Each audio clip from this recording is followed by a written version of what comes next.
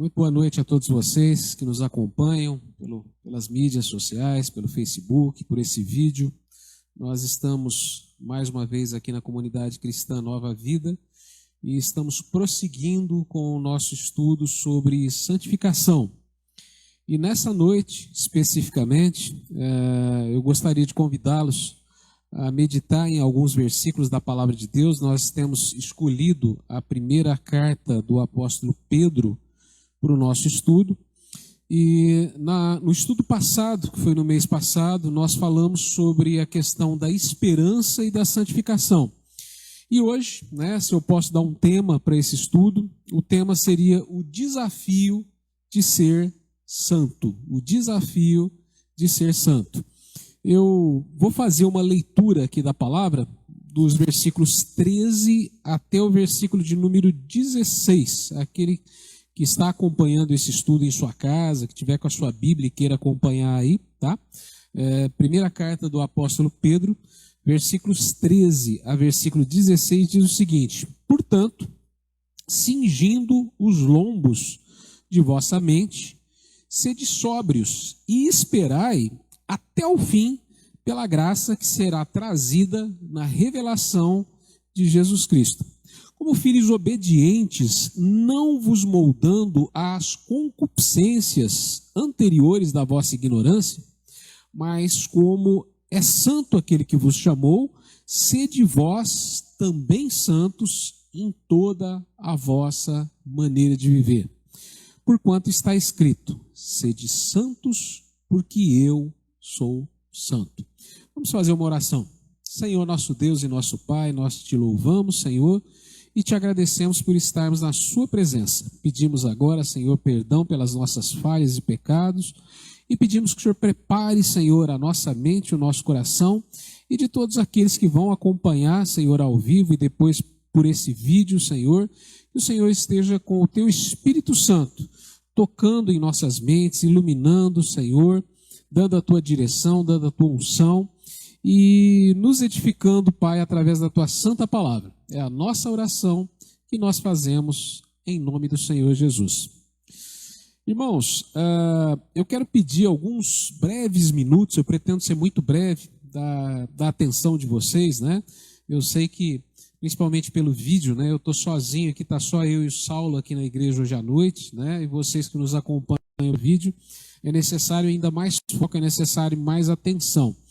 Mas nós seremos bastante práticos, né? E o momento que a gente está começando desse estudo de santificação é um momento em que a gente parte muito para questões práticas.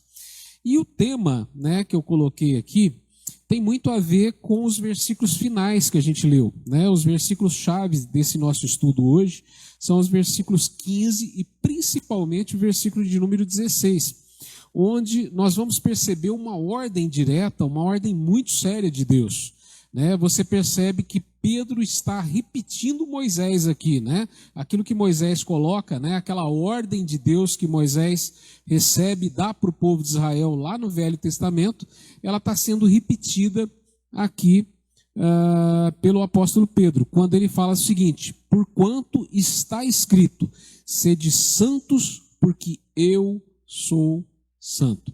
Então nós temos aqui uma ordem direta de Deus, nós temos aqui um imperativo, nós temos aqui algo que não é opcional para aquele que é cristão. Aquele que é cristão e que, digamos assim, ele não se importa com a santificação. Aquele que é cristão e que ele não se esforça para se santificar. Aquele que é cristão e que ele não segue o caminho da santificação, ele tem que questionar muitas vezes a sua salvação, né? Porque aquele que é verdadeiramente salvo, aquele que foi alcançado por essa grande salvação pela graça de Deus, ele vai levar com muita seriedade aqui.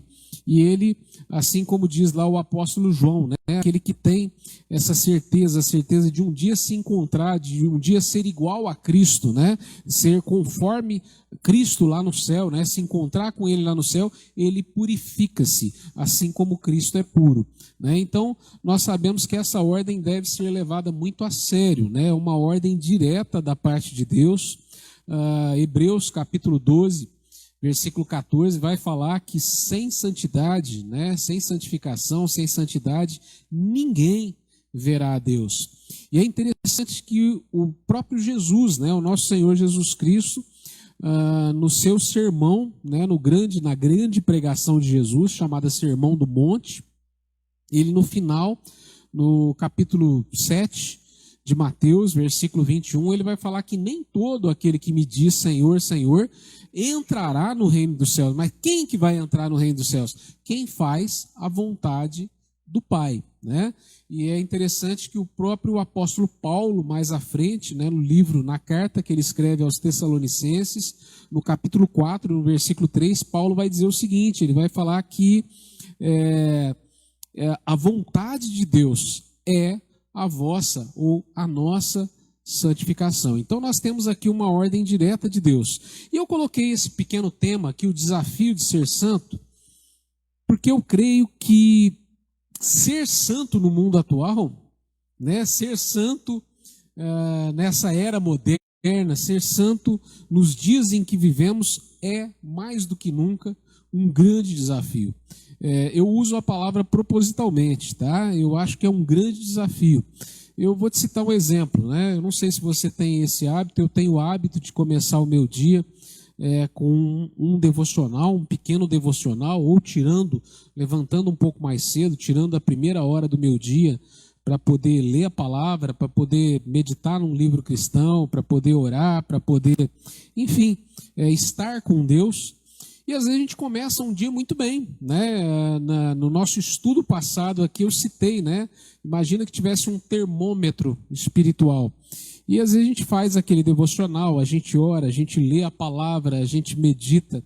E você começa aquele dia talvez num alto nível espiritual.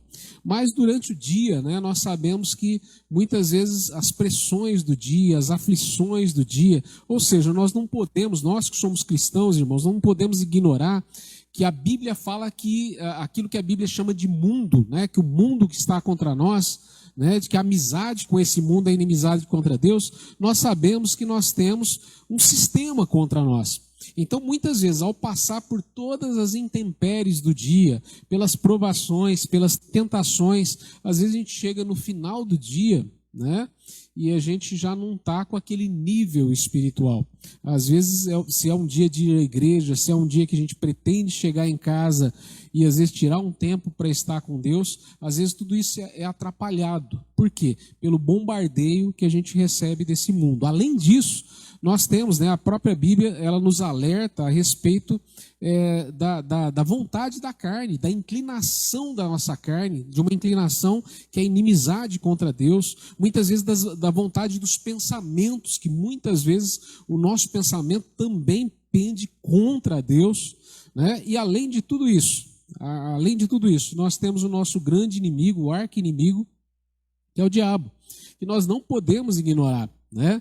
Diante do diabo, caíram Adão, caíram Eva, caíram grandes homens de Deus. Então nós não podemos ignorar todo esse sistema que está contra nós, desde o mundo até a nossa própria carne, até a inclinação, o pecado, né, que muitas vezes habita em nossos membros, e, por fim, o inimigo, né, de Deus, o inimigo de todos nós, que é o diabo.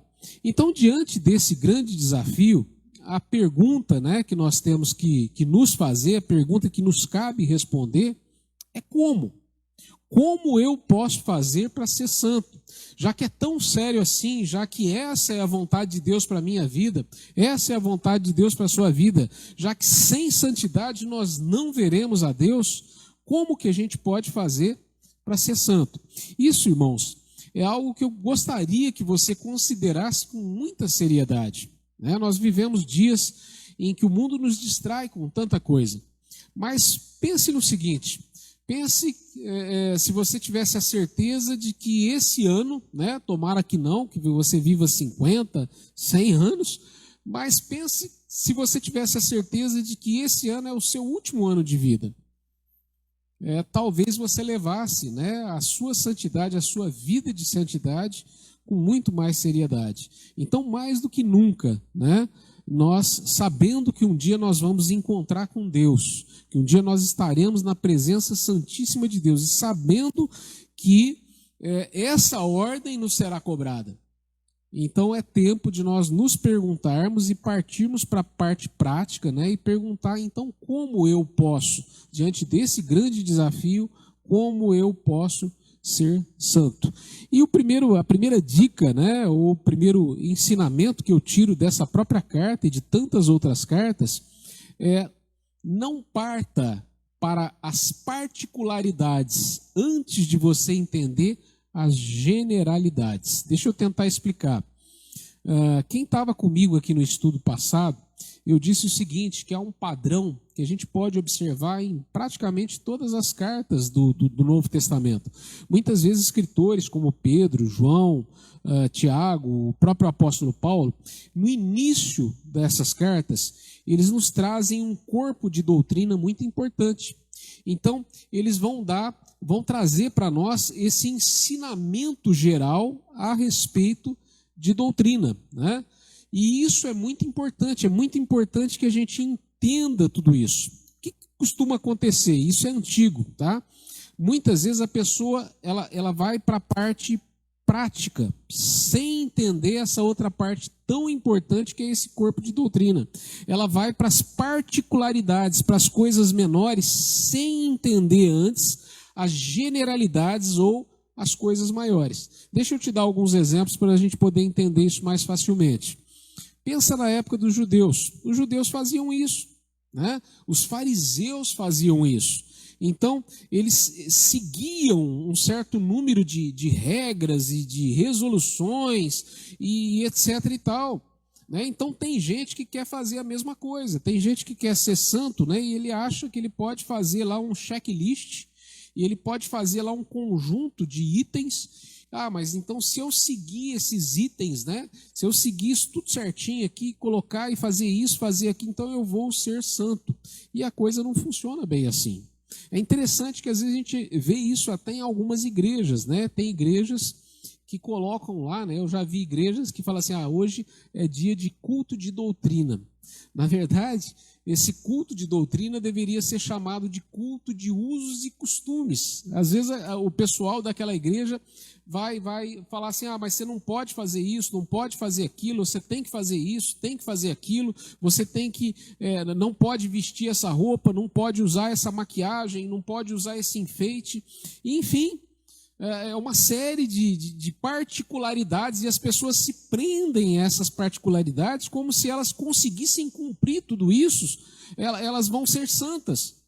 E quando a gente estuda a palavra de Deus, ainda que essas igrejas, que esse pessoal esteja bem intencionado, eu não digo que não estão, mas a gente percebe que muitas vezes a santidade que essas pessoas que partem para essas pequenas coisas vão primeiro, sem antes dar a importância para o contexto, para as grandes doutrinas cristãs, as pessoas que tentam ser santas dessa forma, elas muitas vezes elas podem, às vezes, até ter uma aparência de santidade, mas não há a verdadeira santidade, porque a verdadeira santidade, irmãos, ela brota de dentro para fora e não de fora para dentro. Então você não vai conseguir ser santo cumprindo um conjunto de itens, entende?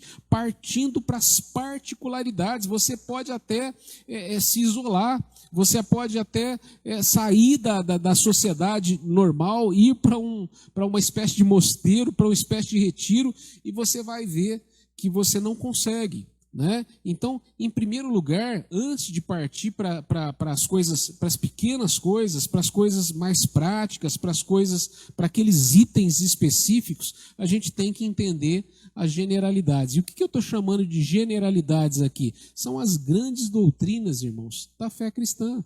Você vai observar que em todas essas cartas, e não é diferente na primeira carta do apóstolo Pedro, você vai ver que palavras como essa daqui que a gente vê, esperança, uma grande herança, uma grande salvação, a doutrina da eleição, a doutrina da adoção, a doutrina da substituição, tudo isso muitas vezes está explícito na primeira parte dessas cartas. E nós temos que entender isso.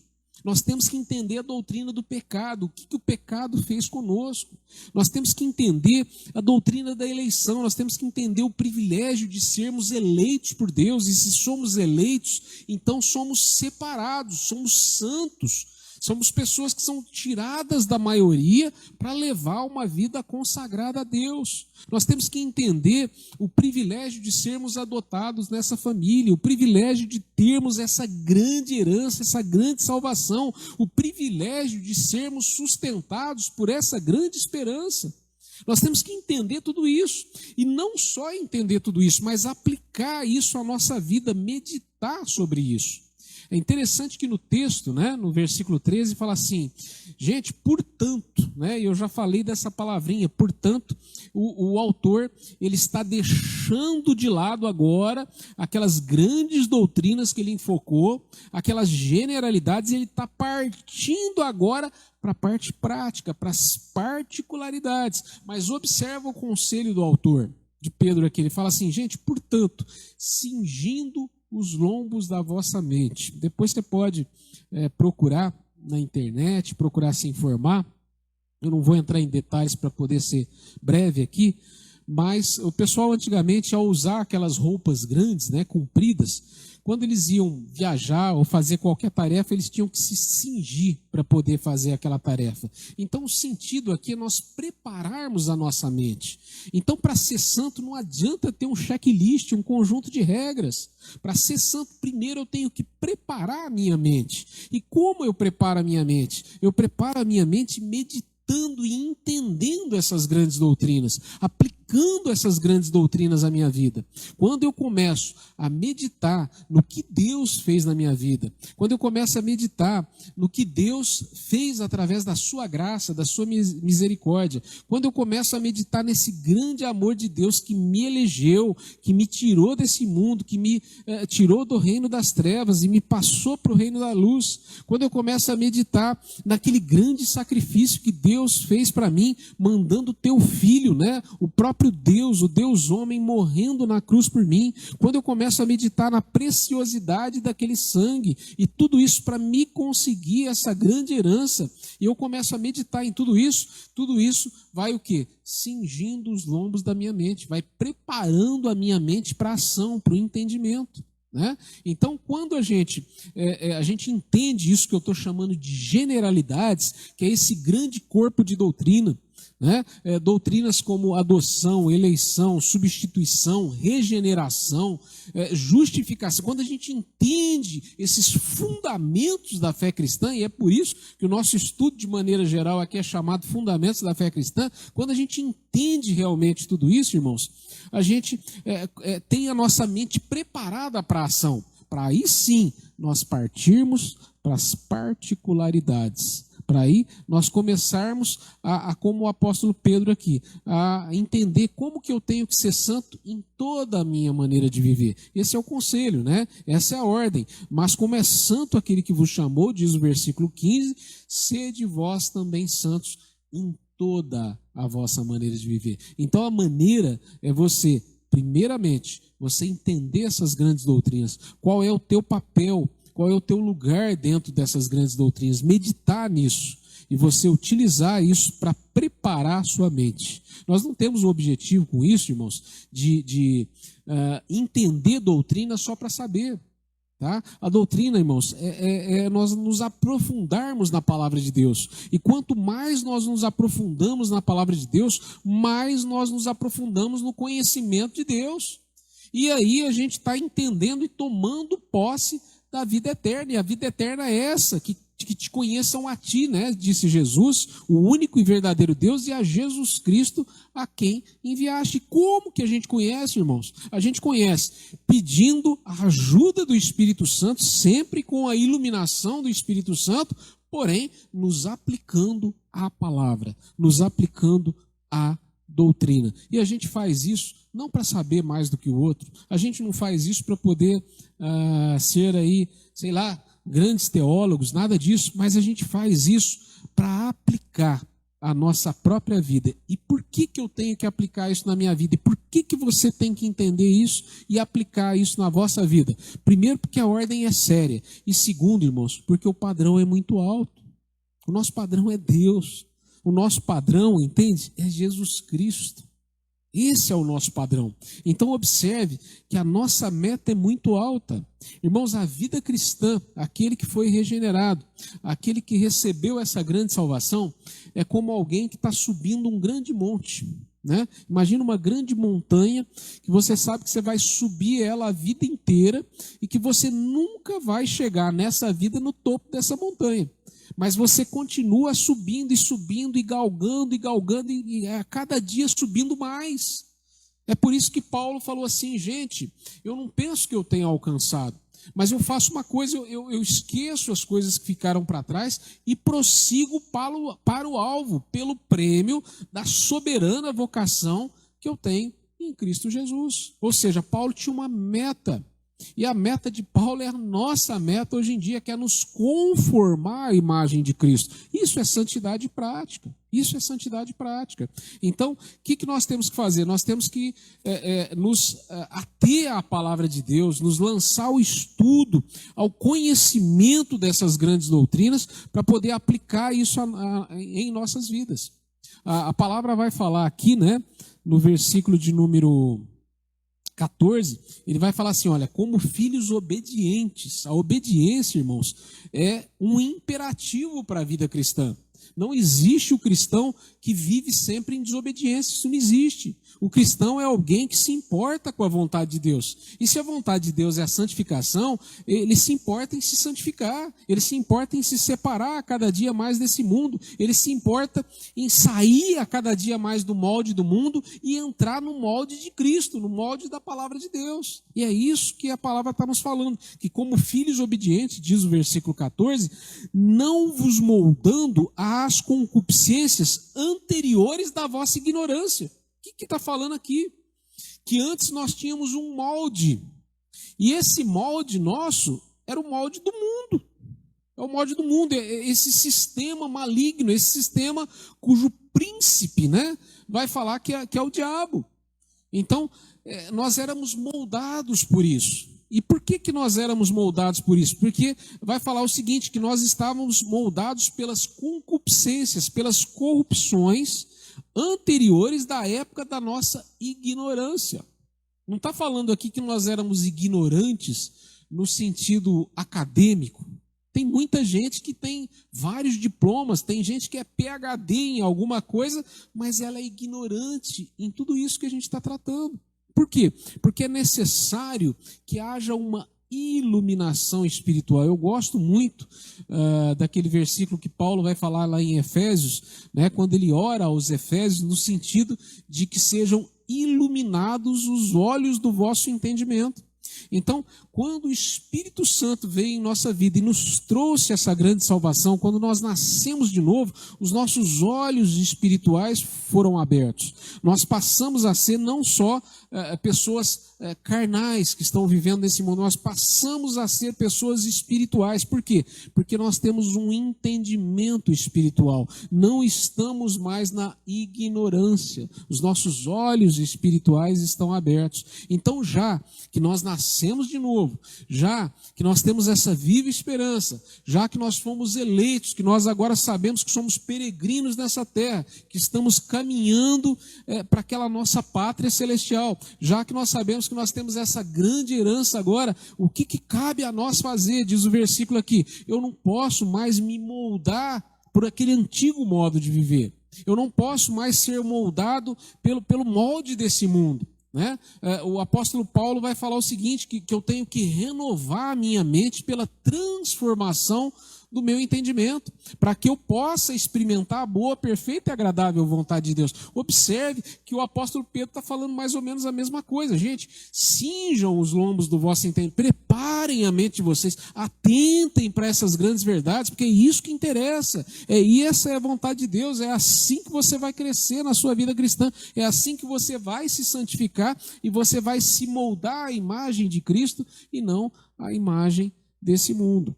Então é isso que nós temos que fazer, irmãos. Nós temos que ver que existe um sistema terrível, que quer sempre nos separar de Deus, que quer sempre nos contaminar, que quer sempre nos fazer cair em pecado, cair em tentações. Então nós estamos numa guerra. A santidade prática é uma guerra diária. É uma guerra diária onde você entende quem você é, você fala, puxa, eu sou um filho de Deus. O Espírito Santo está comigo, a palavra de Deus está comigo, existe um poder em mim maior do que o poder nesse mundo. Então eu vou lutar para ser santo. Às vezes você pode, enfim, eu não estou dizendo que você vai ser perfeito. Nenhum de nós é perfeito. Mas nós prosseguimos para o alvo. Nós continuamos a subir essa grande montanha. Nós continuamos a ter aquela grande meta que é nos conformar à imagem de Jesus Cristo. E observe que o versículo 15 vai falar assim, sejam santos, né? Mas como é santo aquele que vos chamou, sede vós também santos em toda a vossa maneira de viver. Irmãos, isso é um grande desafio. Isso é um grande desafio. O que é ser santo em toda a minha maneira de viver? Isso significa que nós temos que ser pessoas que buscam ser honestas, né? Não é fácil nesse mundo. O mundo é desonesto com você o tempo todo, mas o cristão é alguém que busca ser honesto. Né? O cristão é alguém que, muito embora ele esteja cercado de maus exemplos, o cristão ele luta para ser um bom exemplo. Ele quer ser um bom exemplo na sociedade, ele quer ser um bom exemplo dentro da comunidade que ele frequenta, dentro da sua igreja. Ele quer ser um bom exemplo para os seus filhos, ele quer ser um bom exemplo para os seus familiares, para os seus amigos. E não é fácil isso no mundo de hoje. Não é fácil. Mas isso é ser santo em toda maneira de viver. É ser sincero, irmãos, diante de Deus. Deus quer a nossa sinceridade, Deus quer o nosso culto racional. Deus quer que quando você esteja vendo uma mensagem desse, você esteja vendo que você está interessado, não apenas para cumprir um protocolo, não apenas para passar uma parte do seu tempo, não apenas para ver se você acha alguma coisa interessante. Deus quer que quando você esteja na sua presença, você esteja com sinceridade, você esteja o adorando em espírito e em verdade. Quando você está na casa de Deus, que você esteja aplicado àquilo que você veio fazer, que você venha realmente para adorar, que você venha realmente para aprender, que você se dedique, que haja sinceridade. Isso é ser santo em toda maneira de viver, irmãos. Ser santo em toda maneira de viver é principalmente ser santo de dentro para fora. O que significa isso? Isso é um grande desafio. É ser santo quando ninguém vê, entende? É ser santo dentro da tua mente. Só você e Deus sabem aquilo que acontece na tua mente e no teu coração. Então olha a guerra do cristão. A guerra do cristão não é só para ser um bom exemplo lá fora, mas é para ser um bom exemplo no mundo espiritual. E digo mais, para ser um bom exemplo naquele lugar santíssimo, que é você e Deus, entende? O teu interior é esse lugar santíssimo, que só você e Deus têm acesso. E ser santo lá, nesse lugar santíssimo, é um grande desafio. Quando ninguém vê, quando só você e Deus podem ver. E eu concluo, né, dizendo que não é difícil de entender isso, né? O que eu falei aqui, eu não falei nada que você não esteja habituado, nada que você não tenha ouvido, né? Mas o nosso grande desafio, irmãos, diante de uma ordem tão solene, diante de uma convocação tão santa, diante de uma ordem suprema, direta do nosso Deus, sede santos porque eu sou santo. Nosso grande desafio é incorporar isso. O que é incorporar isso? Não é você entender. Você pode entender isso e pode não praticar. É você incorporar, é você colocar isso em prática. É você tomar uma resolução a respeito e você empenhar esforços para levar à prática aquela resolução que você tomou. Esse é o nosso grande desafio. Te dando um exemplo rápido aqui, né? Imagina quando você pegou um carro pela primeira vez. Talvez alguém tenha chegado para você e falado, não, é fácil dirigir, olha, você tem que trocar a marcha assim, você tem que apertar a embreagem, depois você vai tirando o pé da embreagem, você vai apertando o acelerador e depois você vai trocando a marcha. Eu creio que a experiência de todos nós, se você se lembrar daquele primeiro momento, você fala, pô, mas que coisa difícil, né? Mas aí você começa, né?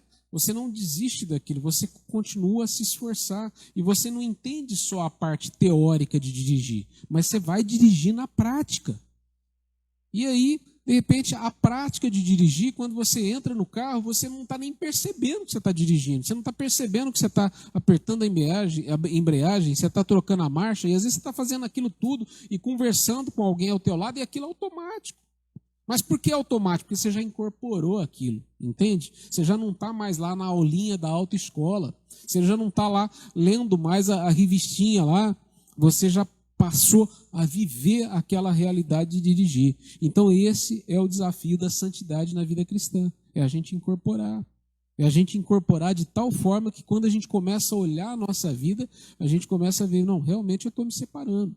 Realmente eu estou pensando diferente, realmente eu estou agindo diferente, realmente hoje eu sou uma pessoa mais santa, hoje eu sou um melhor exemplo, hoje eu sou uma pessoa mais honesta, eu sou uma pessoa mais sincera diante de Deus, realmente hoje eu sou uma pessoa que se importa não só com a santidade exteriormente, mas que se importa com a santidade interiormente. Esse é o nosso grande desafio. E para isso, irmãos, nós precisamos de prática persistente. Prática persistente. Precisamos de meditar nessas coisas, precisamos de tomar tempo para essas coisas e nos dedicar a essas coisas. Porque a ordem é séria, irmãos. A ordem é séria. Como é santo aquele que vos chamou, sede vós também santos em toda a vossa maneira de viver. Porque está escrito, sede santos, porque eu sou santo. Eu encerro esse estudo de hoje à noite com uma breve palavra de oração. Pai Santo, Deus poderoso, nós entendemos, Pai, através da ajuda do Teu Espírito Santo, esse grande desafio que nós temos. Nos ajuda, Pai, a cada dia, ao nos levantar, a meditar primeiramente nessas grandes doutrinas, Pai, nesses grandes privilégios que nós temos de sermos chamados filhos de Deus, de sermos eleitos, de sermos alcançados por essa grande salvação que nos foi conseguida pelo sangue do Teu Filho Jesus naquela cruz. E nos ajuda, Pai, a ser práticos, Pai, a colocar em prática esse novo molde, esse novo jeito de pensar, esse novo jeito de agir, esse novo jeito de viver. Nos ajuda a nos separar desse mundo e nos consagrar cada dia mais e mais para Ti, Pai, sabendo que em breve, Senhor, estaremos na Sua santa presença, que em breve, Senhor, estaremos vivendo contigo para sempre. Essa é a oração que eu faço pela minha vida e faço pela vida de cada um, Pai, que me acompanha agora ou que ouve esse vídeo. É a nossa oração que nós fazemos em nome de Jesus. Amém. Estamos encerrados. Muito obrigado.